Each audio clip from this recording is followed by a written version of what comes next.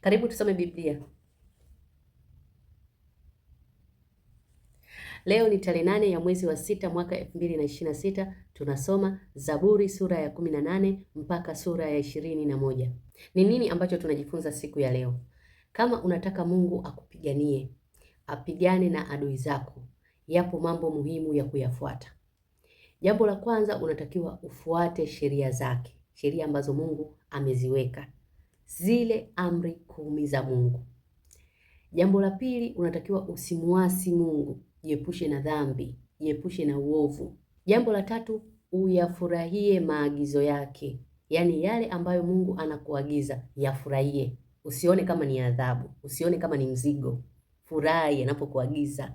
Na kingine ambacho tunajifunza leo ni kwamba sheria za Bwana ni kamilifu, na unapozitii sheria za Bwana zinakusaidia wewe katika kuburudisha nafsi yako, na maagizo yake ukiyafuata yanafurahisha moyo. Mtu yote ambaye anafuata maagizo ya Mungu, moyo wake unakuwa una furaha wakati wote.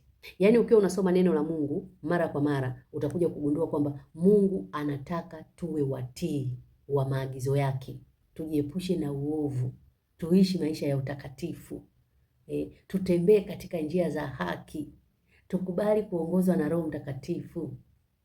Hayo mambo ndio yatafanya mioyo yetu iwe inaburudika, mioyo yetu iwe na amani na furaha na utulivu. Hakutakuwa na stresi, hakutakuwa na msongo wa mawazo, hakutakuwa na kuchanganyikiwa. Maombi ya siku ya leo ni kwa sababu tunaianza wiki mpya. Nitakuombea sawasawa na tuliyoyasoma siku ya leo. Bwana akujibu siku ya dhiki. Jina la Mungu wa Yakobo likuinue, akupelekee msaada toka patakatifu pake, na kukutegemeza toka Sayuni. Azikumbuke sadaka zako zote na kuzitakabali dhabihu zako.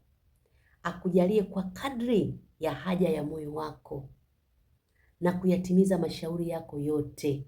Bwana akutimizie matakwa yako yote. Hawa wanataja magari na hawa wanataja farasi, bali sisi tutalitaja jina la Bwana Mungu wetu wiki hii. Wao wameinama na kuanguka, bali sisi tumeinuka na kusimama. Bwana umuokoe mfalme, utuitikie siku tuitayo. Nikutakie wiki njema na siku njema. Tukutane kesho.